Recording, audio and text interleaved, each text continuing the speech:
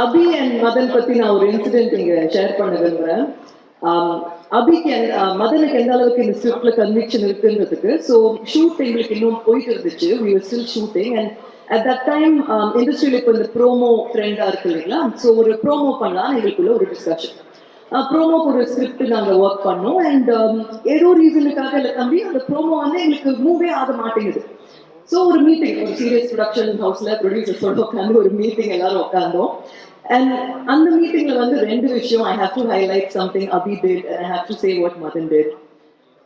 அந்த script discussion பேச நான் சடனாக ஆன் டிஸ்கஷன்ல வந்துட்டு அபி நீங்க அந்த ப்ரோமோ டைரக்ட் பண்ணலாமா அப்படின்னு ஒரு கான்வர்சேஷன் வந்துச்சு.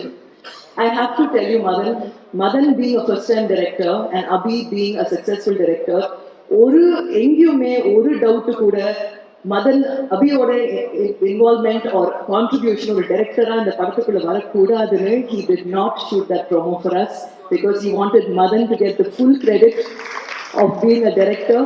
And அபிக்குள்ள ஒரு டைரக்டர் இருந்தாலுமே இந்த படத்தோட 100% டைரக்டர் மதன் தான்.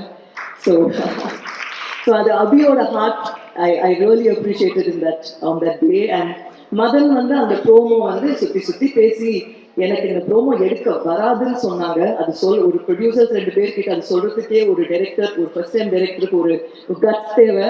அதை நான் அப்ரிஷியேட் பண்றேன் மதன்.